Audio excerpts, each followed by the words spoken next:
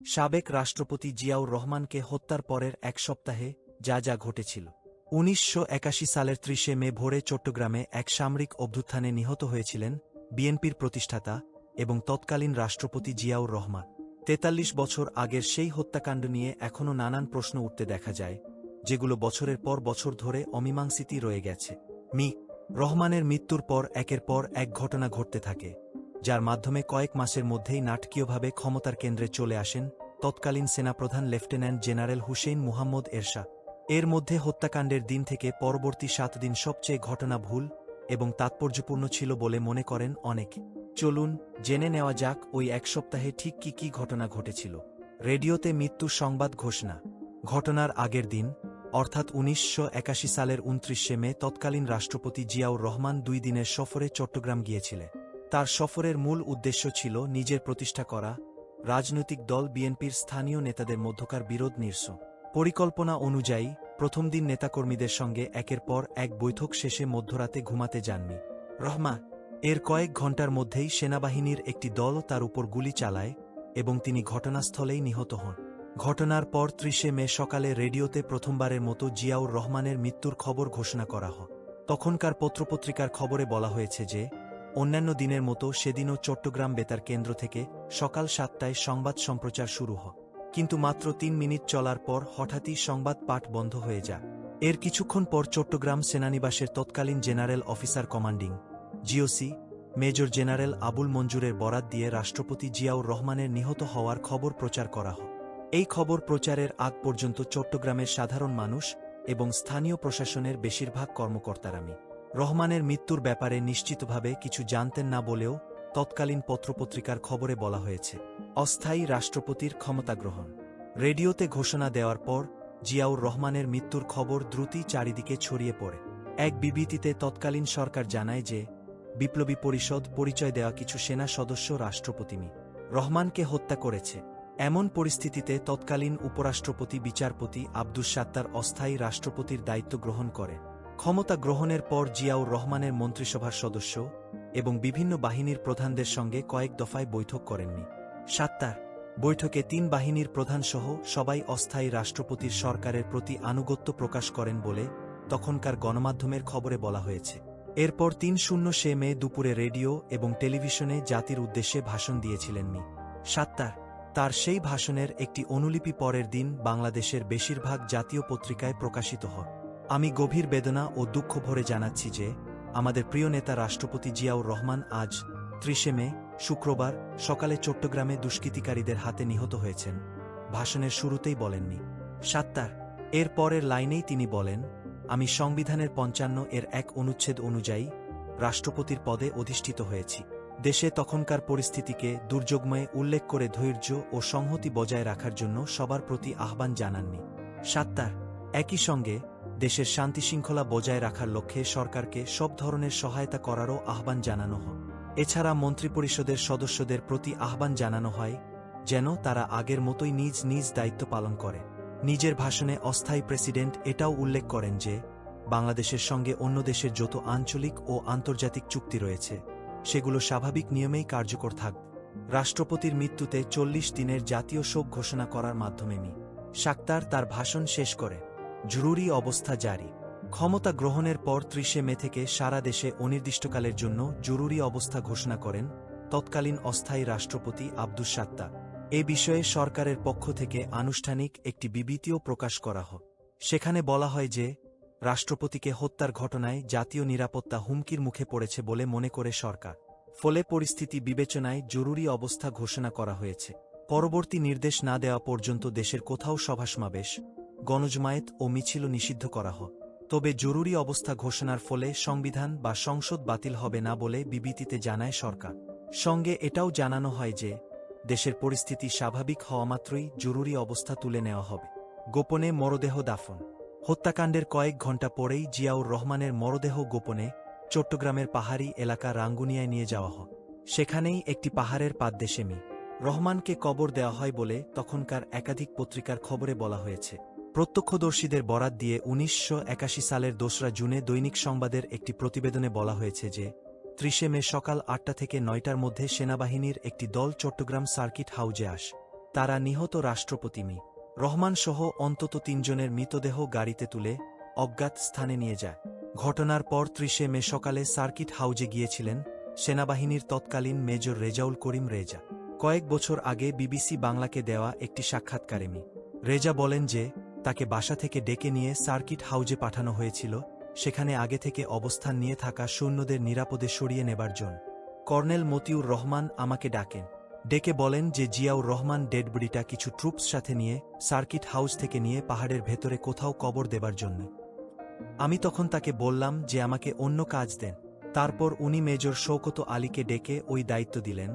BBC বাংলাকে বলেননি raise বেশ কয়েকজন সেনা সদস্যকে সঙ্গে নিয়ে মেজর শওকত আলী এরপর জিয়াউর রহমানের মৃতদেহ পাহাড়ি এলাকায় নিয়ে দাফন করেন বলে জানান তিনি। মি রহমানের সঙ্গে একই কবরে কর্নেল এহসান এবং ক্যাপ্টেন হাফিজের মৃতদেহ কবর সমাধিস্থ করা হয়েছিল। চট্টগ্রামে যুদ্ধের পরিবেশ। তৎকালীন সেনাবাহিনীর মেজর রেজাউল করিম রেজা বিবিসি বাংলাকে জানান যে চট্টগ্রাম সার্কিট হাউস থেকে সেনানিবাসে ফিরে তিনি রীতিমতো যুদ্ধের পরিবেশ দেখতে পান। মেজর রেজার মতো যেসব সেনা কর্মকর্তা হয়তো ছুটিতে ছিলেন নতুবা অন্য কোনো কাজে ছিলেন, তাদের ডেকে এনে বিভিন্ন দায়িত্ব চাপিয়ে দেয়া হয়েছে। মেজর রেজার কাঁধে নতুন চাপে মেজর জেনারেল আবুল মঞ্জুরের প্রধান নিরাপত্তা কর্মকর্তার দায়িত্ব। চট্টগ্রাম সেনানিবাসের তখনকার জিওসি মিস্টার মঞ্জুর 30 মে সারাদিন কর্মকর্তা ও সৈন্যদের বিভিন্ন ব্যারাকে ঘুরে ঘুরে বক্তব্য দিচ্ছিলেন বলে জানান মিস্টার রেজা। এক পর্যায়ে তার কাছে ঢাকা সেনানিবাস থেকে একটি টেলিফোন আসে। টেলিফোনের অপর প্রান্ত থেকে বলা হলো যে জেনারেল এরশাদ মেজর জেনারেল মঞ্জুরের সাথে কথা বলতে চান, কিন্তু জেনারেল এরশাদের সাথে কথা বলার বিষয়ে মোটেই আগ্রহী ছিলেন না জেনারেল মঞ্জুর। মিস্টার রেজার কাছে মনে হয়েছিল যে মেজর জেনারেল মঞ্জুরের সাথে সমঝোতার মাধ্যমে জেনারেল এরশাদ হয়তো ক্ষমতায় যেতে যাচ্ছে, কিন্তু জেনারেল মঞ্জুর হয়তো জেনারেল এরশাদকে মেনে নিতে চাননি। সান্ধ্য আইনে বিচ্ছিন্ন চট্টগ্রাম। জিয়াউর রহমানকে হত্যা করার পর চট্টগ্রাম শহরের নিয়ন্ত্রণ নেয় অভ্যুত্থানকারীরা। জারি করা হয় সান্ধ্য আইন। 30 মে থেকে পরবর্তী দুদিন রাস্তায় রাস্তায় অভ্যুত্থানের পক্ষে থাকা সেনা সদস্যদের টহলও দেখা গেছে বলে তখনকার পত্রপত্রিকার খবরে বলা হয়েছে। খবরে আরও বলা হয়েছে ওই দিন সকাল 9টার পর ঢাকার সঙ্গে চট্টগ্রামের টেলিযোগাযোগ ব্যবস্থা পুরোপুরি ভেঙে পড়ে। অন্যদিকে অভ্যুত্থানকারীরা অবস্থান নেওয়ায় সড়ক ও আকাশপথেও যোগাযোগ বন্ধ হয়ে যায়, ফলে চট্টগ্রাম পুরোপুরি যোগাযোগ বিচ্ছিন্ন হয়ে পড়ে। মরদেহ হস্তান্তরের আহ্বান। হত্যাকাণ্ডের ঘটনা জানার পর সেদিনই রাষ্ট্রপতি জিয়াউর রহমানের মরদেহ ঢাকায় আনার প্রচেষ্টা চালানো হয়েছিল বলে জানায় তৎকালীন সরকার, কিন্তু সরাসরি যোগাযোগ করতে না পেরে পরবর্তীতে আন্তর্জাতিক সংস্থা রেডক্রসের মাধ্যমে রাষ্ট্রপতির মরদেহ ঢাকায় পাঠানোর অনুরোধ জানানো হয় বলে সাংবাদিকদের জানান তৎকালীন সরকারের প্রধানমন্ত্রী শাহ আজিজুর রহমান। কিন্তু চট্টগ্রাম সেনানিবাসের তৎকালীন জিওসি মেজর জেনারেল আবুল মঞ্জুর সেই অনুরোধ প্রত্যাখ্যান করেন বলে পড়ে এক বিবৃতিতে জানায় সরকার। আত্মসমর্পণের নির্দেশ। চট্টগ্রামের অভ্যুত্থানকারী সেনারা জিয়াউর রহমানের মরদেহ হস্তান্তর না করায় সরকার ক্ষিপ্ত হয়। হত্যাকাণ্ডের সঙ্গে জড়িত ব্যক্তিদের বিরুদ্ধে কঠোর ব্যবস্থা গ্রহণের নির্দেশ দেন অস্থায়ী প্রেসিডেন্ট মিস্টার সাত্তার। এ অবস্থায় চট্টগ্রাম সেনানিবাসের জিওসি মেজর জেনারেল মঞ্জুর সহ অভ্যুত্থানে অংশগ্রহণকারী সদস্যদের সবাইকে 31 মে দুপুর 12টার মধ্যে আত্মসমর্পণ করার নির্দেশ দেন তৎকালীন সেনা প্রধান লেফটেন্যান্ট জেনারেল হুসেইন মুহাম্মদ এরশাদ।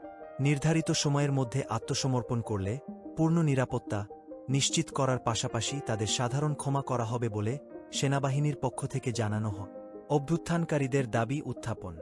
রাষ্ট্রপতি জিয়াউর রহমানকে হত্যার পর অভ্যুত্থানকারীরা নিজেদেরকে বিপ্লবী পরিষদের সদস্য বলে পরিচয় দিতে শুরু করে। গবেষক আনোয়ার কবির বিবিসি বাংলাকে জানান, জিয়াউর রহমান হত্যাকাণ্ডের পর 30 মে জেনারেল মঞ্জুর চট্টগ্রাম বেতার থেকে কয়েকবার ভাষণ দিয়েছিলেন। সেই ভাষণে জেনারেল মঞ্জুর জেনারেল এরশাদকে সেনাপ্রধানের পদ থেকে বরখাস্ত এবং মেজর জেনারেল মীর শওকত আলীকে সেনাপ্রধান হিসাবে ঘোষণা দিয়েছিলেন। এছাড়া বিপ্লবী পরিষদ গঠনের ঘোষণা দিয়ে জেনারেল মঞ্জুর সেনা বাহিনীতে মুক্তিযোদ্ধা কর্মকর্তাদের ঐক্যবদ্ধ হওয়ার আহ্বান জানিয়েছিলেন বলেও গবেষক মিস্টার কবির উল্লেখ করে। তিনি মনে করেন, জেনারেল মঞ্জুর হয়তো ভেবেছিলেন তাদের সমর্থনে ঢাকা সেনানিবাসে মুক্তিযোদ্ধাদের অনেকে সাড়া দিতে পারে, কিন্তু সেটি হয়নি। অভ্যুত্থানকারীদের মধ্যে বিভক্তি। জিয়াউর রহমানকে হত্যার দিন অর্থাৎ 30 মে চট্টগ্রাম ক্যান্টনমেন্টে যে যুদ্ধ পরিস্থিতি ছিল সেটি তার পরের দিন দ্রুত পাল্টাতে থাকে।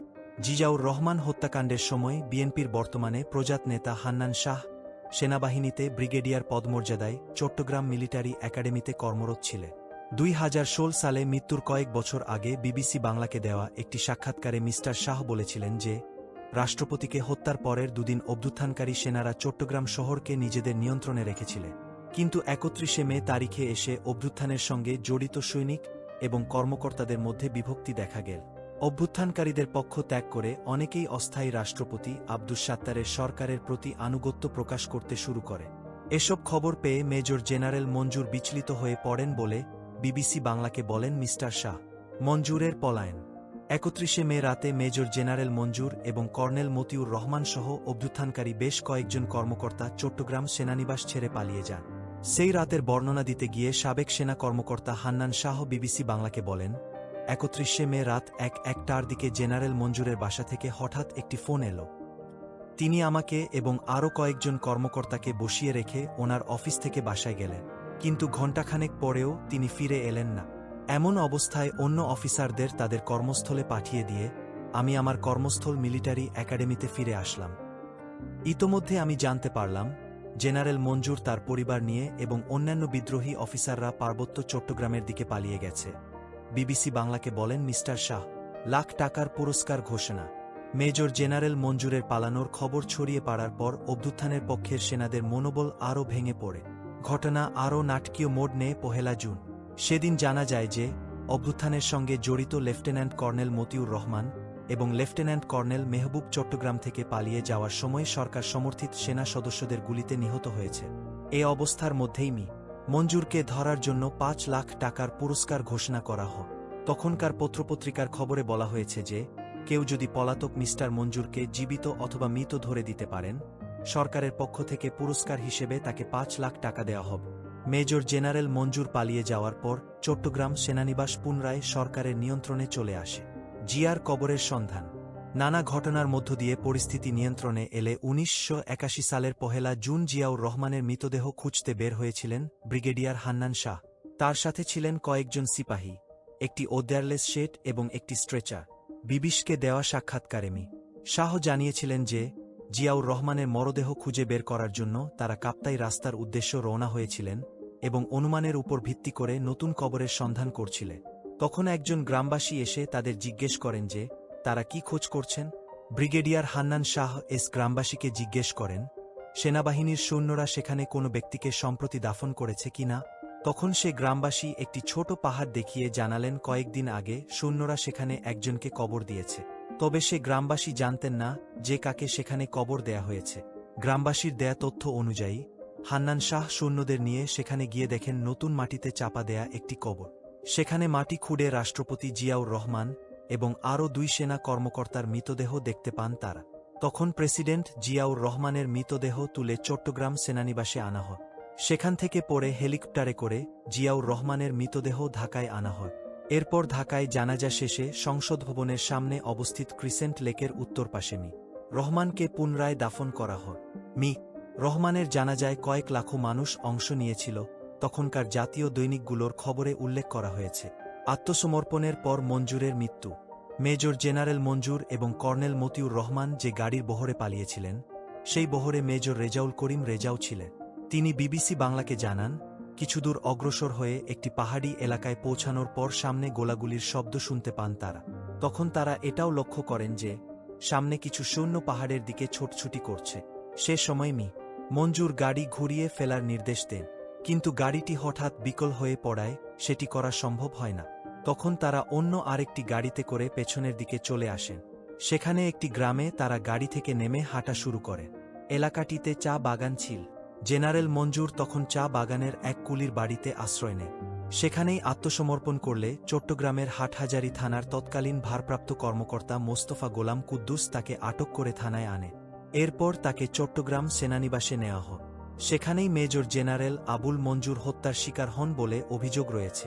যদিও সরকারি সূত্রের বরাত দিয়ে তখনকার পত্রিকার খবরে বলা হয়েছে যে সেনানিবাসে নেওয়ার সময় একদল সশস্ত্র ব্যক্তি মঞ্জুরকে ছিনিয়ে নেওয়ার সেনা সদস্যদের উপর হামলা করে। তখন দুপক্ষের মধ্যে গোলাগুলি হয়। এতে মঞ্জুর আহত হন এবং পরে হাসপাতালে নেওয়ার পথে মারা যান। সে সময় বিদ্রোহের অভিযোগে 18 জন সামরিক কর্মকর্তার বিচার করা হয়েছিল। এদের মধ্য 13 জন সেনা কর্মকর্তার ফাঁসি এবং বাকিদের বিভিন্ন মেয়াদে কারাদণ্ড দেয়া হয়েছিল। যে সামরিক আদালতে কথিত অভ্যুত্থানকারীদের বিচার করা হয়েছিল তাতে অভিযুক্তদের পক্ষে আইনি কর্মকর্তা হিসেবে কাজ করেছিলেন তৎকালীন সেনা কর্মকর্তা এবং বর্তমানে বাংলাদেশ কল্যাণ পার্টির প্রধান অবসরপ্রাপ্ত major general Syed Muhammad Ibrahim. BBC বাংলাকে দেয়া এক সাক্ষাৎকারে ইব্রাহিম দাবি করেছেন যে তৎকালীন কর্তৃপক্ষ ওই সেনা আদালতকে যথাযথভাবে কাজ করতে দেয়নি, ফলে অভিযুক্তরা ন্যায় বিচার পাননি। সেনাবাহিনীতে বিশৃঙ্খলা। সামরিক অভ্যুত্থানে রাষ্ট্রপতি জিয়াউর রহমানের মৃত্যুর ঘটনায় সেনাবাহিনীতে, বিশেষ করে চট্টগ্রামের সেনানিবাসের সৈন্যদের উপরে নেতিবাচক প্রভাব ফেলেছে। সে সময় রুহুল আলম চৌধুরী ছিলেন সেনাবাহিনীর লেফটেন্যান্ট কর্নেল। তাকে পাঠানো হয়েছিল চট্টগ্রাম ক্যান্টনমেন্টে। বিবিসি বাংলাকে দেওয়া এক সাক্ষাৎকারে তিনি বলেন, সৈনিকদের মধ্যে তখন চরম বিশৃঙ্খলা এবং অবিশ্বাস জন্ম নিয়েছিল। চৌধুরী বলেন, সোলজাররা মেরে ফেলবে এটা তো কেউ বিশ্বাসই করতে পারেনি। ওকে সন্দেহ করে, ও একে সন্দেহ করে, সবার মধ্যে অবিশ্বাস। পুরো আর্মি চবুচুত এই হত্যাকাণ্ডে জড়িত ছিল না, কিছু সংখ্যক লোক ছিল। কমান্ড না থাকলে যা হয়, সেই চরম বিশৃঙ্খলা ছিল তখন চট্টগ্রাম ক্যান্টনমেন্টে। বিবিসি বাংলাকে বলেন চৌধুরী, এ অবস্থায় বাহিনীতে শৃঙ্খলা ফিরিয়ে আনতে চট্টগ্রাম, যশোর, রংপুর, বগুড়াসহ বিভিন্ন এলাকার সেনানিবাসগুলোতে গিয়ে সেনাদের সঙ্গে কথা বলতে শুরু করেন তৎকালীন সেনাপ্রধান হুসেইন মুহাম্মদ এরশাদ। সেনাবাহিনীর মধ্যে প্রভাব বাড়ানোর ক্ষেত্রে এটি এরশাদকে সাহায্য করেছিল বলে মনের অনেক। একই সঙ্গে অভ্যুত্থানের সঙ্গে সংযোগ থাকার সন্দেহে তখন বেশ কয়েকজন সেনা কর্মকর্তাকে অবসরে পাঠানো হয়, যাদের মধ্যে এরশাদের প্রতিদ্বন্দ্বীরাও ছিল বলে জানা যায়।